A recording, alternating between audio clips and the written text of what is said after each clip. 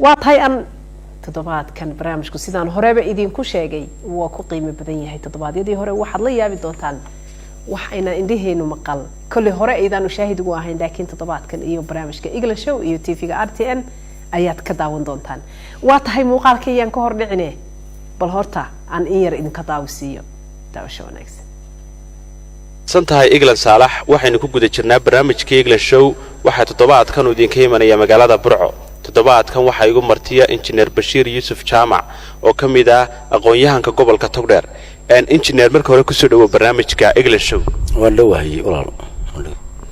waxaanan wax ka weydiin doonaa dhacdo cusub oo ka dhacday magaalada Burco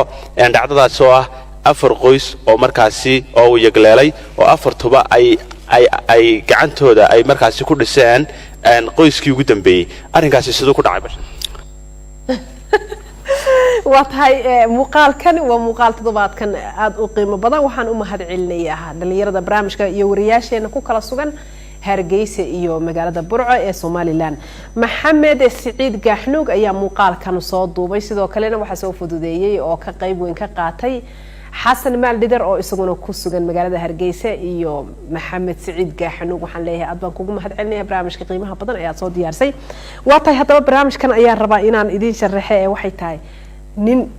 burco ku nool oo magaalada burco joogo maaha wax Facebook la soo dhigay maaha waxay aynu YouTube oran jirnay halkan taabo kadib markaynu taabano waxaan la yaabisid clip siiyo hadana waxa ma jiraan barnaamijkan waa live kamarada RTN iyo Maxamed Saciid Gaxnuug ayaa soo booqday oo soo duubay oo barnaamijkan Iglan Show toddobaadkan ka soo qayb qaatay waxaan maqli jiray masayr baa jira oo waa la masayray oo hablo iyo inama badan nin baa hal xaaslo xaaskii markuu guursado ayay badeetii hore tagtaayo balaay dhacdaan masayrti raadiya laba qabiil hayso soo horfariisto waxa soo dhan hadaba waa la soo afmeeray inan kan wuxuu ku nool yahay magaalada Burco saddex dumar kale sheekada wadaawan doontaan isagu waa qurxinayaayo de wuxuu leeyahay xogaa uu qurxinaya laakiin sheekadu waxay tahay saddex dumar ayuu qabay saddexda dumar waa saaxiib bay ahaayeen burcay wada degan yihiin burco markii wada deganaayeen waxay sameeyeen xaajigi de horta xaajiba de waxa weeye waxba la oran karaa horta waa ninkii sanadka ninkaasi teeda labaad ninkan ayeeyadii waxa maqal jiray waxa la soo duceeyay wallahi ayeeyaa ku soo duceysay iyo awow waa ku soo duceeyay iyo waa lagu soo duceeyay ayaan maqal jiray ninkan waxaan isleeyahay reer burco iska dhanba u duceeyay reer burco dhanba iska u duceeyay ninkan duco waa dhaaftay waxaan ku shayuukhdi burco iyo reer burco dhan iyo Soomaaliland oo dhan baan umaleeyay inay xaajigan u duceysay habli waxay sameeyeen guri bay dhiseen guri markay dhiseen xaajigi bay waxay yiraahdeen xaaji gurigan maadaama aan ku dhisnay de furaha naga hoo teeda labaadna gabadh yar baan rabnaa inaan ku guurino adiga ma soo labisan kartaa ma iman kartaa kaliya arooska anaga qaban qaabilnaa habli waxay sameeyeen markaa way gabadhii bay soo hagaajiyeen way soo qurxiyeen sayluun bay geeyeen taash bay u soo xidheen arooskii bay abaabuleen wixii oo dhan waa soo galbiyeen kadibna reerkii halkaas ay ku arooseen ninkii dabeetana de waa nin ducaysanayo ilaa qofku hadduu ducaysay horta wixii ilaahay kula maago cid ka celinaysa ma jirto ducooyinkuna waqtigana xilliga ku saacidaa ducooyinkuna xilli bay ku saacidaan ninkaas horta duco qaba duco waalid buu qaba waxaan leeyahay dumarkaasna de waa bixila janno waxaan maqli jiray dumarka naartu waa ku dhowday jannada waxay u jirtaa inta de maxay in yaro ilbiriqsiya waliba haday ninkeeda de raali geliso oo saas oo kale jannaday hore ka sii gelaysaaba marka waxaan leeyahay saddexda dumara sheekadani waa sheeko burco ka dhacday waa sheeko dhab ah waa sheeko TV-ga RTN iyo Maxamed Saciid Gaxnuug wariyaheena magaalada Burco jooga uu soo duubay uu waraysi inooga soo qaaday de wixii masir waxaan toddobaadkan barnaamijka marka la daawado oo ay dumarku khaasatan daawado horta kuwii rag ahaana waa si dhaqaaqayaanba iyaga oo de awal waxay ahayn halkore ku sii taagnaayeen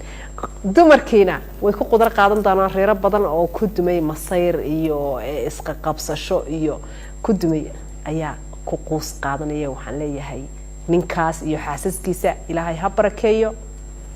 muuqaalka oo dhameystiran oo ilaa guriyihii la wada tagayna halkan baad kala socon doontaan balse aan muuqaalka dib ugu noqono oo daawano informationka iyo inaan ku warbixinta uu ka soo diyaariyay iyo xaajiga ducaysan waxa ku dhacay halkan buu ka dhacay marka hotelkan aan joogno gudaheeda marka waxa weeyaan saddex dumaraan markii hore anagu aan lahaa dabeetana tii afraad baan guursaday tii afraad bay saddex dibadda ka wada shaqaynayeen dabeetana dee hawsha oo dhan iyaga qabanayay tii guriga iyo tii mid walba iyo tii arooska iyo tii xafladii dadka iyagaa soo dhaweynayay dabeetana waxa weeye sidaasaa dee lafteeda dadka dee walaac badan ku muujisay dad badan oo qaarna hinaaso cusub qaadisay qaarna yididiilo iyo moral wanaagsan qaadisay markaa dee waxay noqotay waxa weeye wax aad iyo aad dad badan u dhiirigelisay oo dumar badanina waxaan ku waxa weeye ay dooneen inay raggoodii u guuriyaan dumar rag badanina dooneen inuu dumar kala guursado sidan oo kale yacni dee waxay ahayd waxa weeye arrin aad iyo aad u qiimo badan aad iyo aad u qiimo badan oo dee aan hore loo arag had iyo jeer ale dee laba dumar oo la kala hayo mooyaane oo iyagu isdila mooyaane oo lala guursaday oo mid dee rabash samaysay mooyaane qaar iyagu waxa weeye gurigii dhisay oo reerkii dhisay oo wax walba dhisay oo wax walba qabtay oo soo dhaweyntii oo waxa weeye tii la guursaday isgarab taagay oo dee waxaan hore loo arag had iyo jeer ale weeyaan oo dhacdo aad iyo aad u yar weeyaan marka oo weliba dee xitaa ila mid baaba yara bay dhextahay oo dee axlaaqu ku yara bataay wixiiba wada socdaan oo saddexdaba dee si dee legal isku mid oo wada shaqaynayaan arrinta noocaas ayay ahayd mogti markaa dee dadka waxaan aad iyo aad aanu ku nidhi waxa weeye dee naga barta waxbaan ku nidhi waxa weeye casharka wax naga barta waan ku nidhi marka insha allah inay qaar badan naga faa'iidaysan doonaan wax naga baran doonaan ayaan filayaa waxaan filayaa markaad afar dumara ay kolley dee la wada qabo inay meel ka wada shaqeeyaan aad bay u adag tahay adugu ka bashiir ahaan ma waxaad isku dayday inaad markaasi meel isugu keento bal qaabka isugu yimaadeen nooga warkay haddaan kaaga warramo qaabka isugu yimaadeen marka horeba dee saddexda hore ama markay labada ahaayeen meel bay wada joogeen anaga kuwaygu oo guri bay ku wada jiraan markay labada ahaayeen markay saddexda ahaayeenna tii saddexaad waa kusoo biirtay markaa dabeeta dadku marka horeba dad kala maqan mu ahayna dad isku mid ahoo meel wada joogo meel ku wada nool buu ahaa sidaa daraadeed markay mid kala timina dee way soo dhaweeyeen waxay yidhahdeen waxa weeye dee awalba anagu dad meel ku wada nool baanu ahayn adna nagu soo biir bay yidhahdeen markaa farsamada saasay ku dhacday waxaana odhan karaa dee horta waa qorshe ilaahay uun keenay weeyaan waa dee qorshe ilaahay weeyaan ilaahay xaggiisa ka yimi weeye talabaadna dee waxaan anagu israahdaa un had iyo jeer ale malaa arrintaa waxaa u yara sabab noqon karta dee cadaalad samaynta oo anigoo ku yara dadaali jiray inuu cadaalad sameeyo cadaalad fara dee sidii laynan faray dee toosnayd markaa taa lafteeduna qayb bay ka noqonaysaa dee cadaaladdu waxay noqonaysaa wax dadka ku wada fillaado oo dee dad ku heshiiya waa cadaalad weeye laakiin dee laguma heshiin karaa cadaalad darro marka waxaan odhan karaa heshiiskan waxa keenay cadaalad waxaana keenay dee nasiib lafteeda waa la odhan karaayo waxa weeye dee waa marka ugu muhiimsanoo dee dad wanaagsan dad binaadan aan dee gees loo wadiyo gees loola heshiiyaba aanay jirin baa jire waxaan odhan karaa waxa weeye waa dad dee wanaagsan oo dee nasiib iyo ilaahay amarkiisu dee keenay ayaan odhan karaa intayadaasi ilaahay sukaya keenay marka dee waxa weeye waa reer aad iyo aad ugu farxay moogtay oo ummadoo dhanna aad iyo aad dee bakraysay waxa weeye u yididiilo gelisay nin kastoo wax dabacsanaaba weeyaan arrinkaasi marka waxaan odhan karaa waxa arrinkaas waa arrin dee ilaahay xaggiisa ka yimi baan odhan karaa anigu wey haye oo dee awooddeena dhaafsan haye waxaa jira bashir injineer bashir in ay rag fara badan oo dunida dacaladeeda jooga ay ku soo weydiiyeen arrinkan isla markaana noqday arrin aad u xiiso badan dadyowga noocaasa waxay la yaabeen qaabka ay hawshaasi u dhacday adigu arrinkaas aad u aragtaa wallahi waxaan u arkaa waxa weeye in arrinkaasi tallaabo wanaagsan yahay oo dad fara badan soo dhaweynaysa niyaddooda dad badan baa meel walba igala soo hadlayay dad badan baa awalba horta marka ugu horreysaba dee hawsha iyadanaba reerka faamiligaygan wuxuu ahaa marka hore mucjisaad buu ka ahaa guryaha jaarka agtayda waa laga wada guuraayo dee lama dego oo mid walba wuxun bay soo doonaa ninkan iyo waxa iska baran doona ninkaagaas baran doonaa iyo mid walba soo jirtay macnaha meesha ku jirta dee maxabad keliyaala amba reerka keligiina had iyo jeer waa la col ninka dhowr reer la ah arrintaasina arrin dee jiri jirtay bay ahayd oo caadi ah markaa dee markaa arrinkaas waa arrin dee sidaasoo kale ahaan jiray markaa dadku talooyinkooda iyo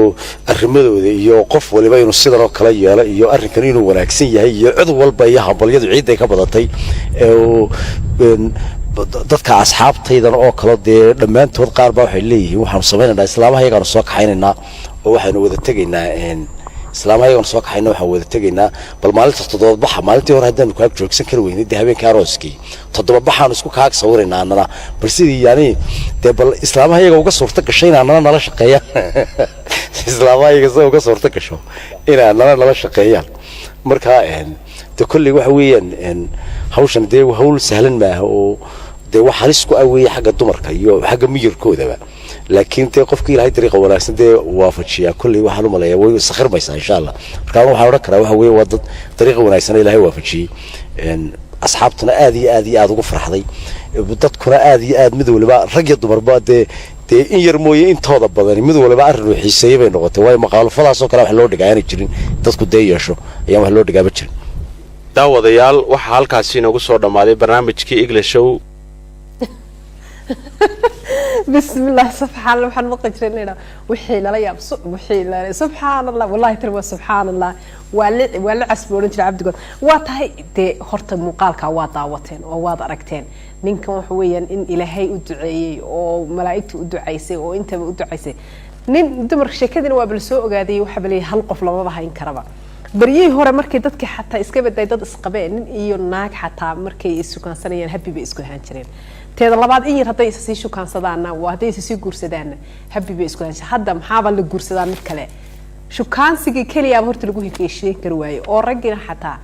ma bal lahayn karo ninkii kaliya aan lahayn karin ragina gabadhii kaliya aan bahayn karin oo khaatib billahi karim ka taagan yihiin oo habeen walba qaylo iyo jaqaaq iyo kala qabta ka dhacda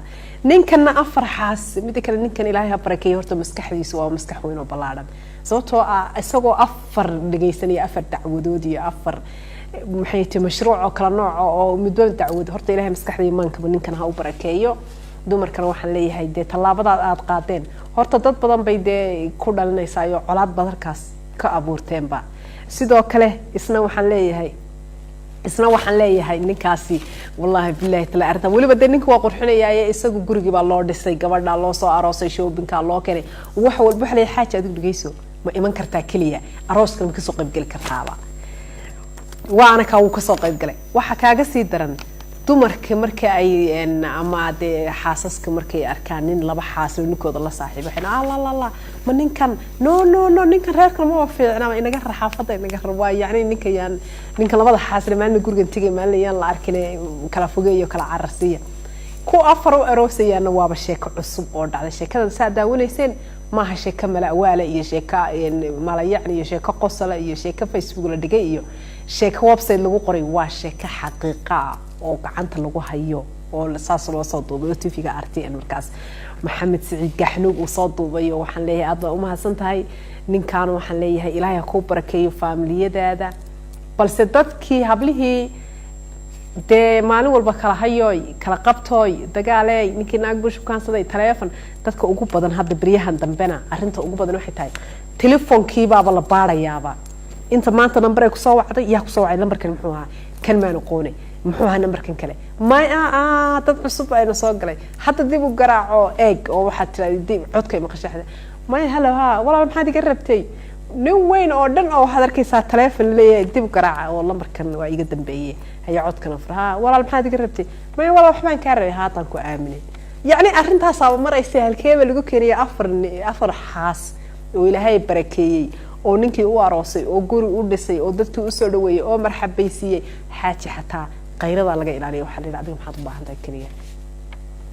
markaas maxay tahay arintaas horta waa arin aad u yaab badan waa arin cajiiba waa arin marna waxa la oran karaa waa arin ku dayasho mudan marna waxa la oran karaa dagaal iyo waxaan ku colaad iyo waxba deeno horseeday laakiin bal waan eegi doonaa waxa ku soo xigay ee maadaama rekoorka jabiyay ilaahayna ha u barakeeyay qisadana waa qiso cajiiba magaalada Burco ayay ka dhacday ee Soomaaliland waa qisadii ugu horeysay ee ka dhacday arin noocaas dad raalligooyina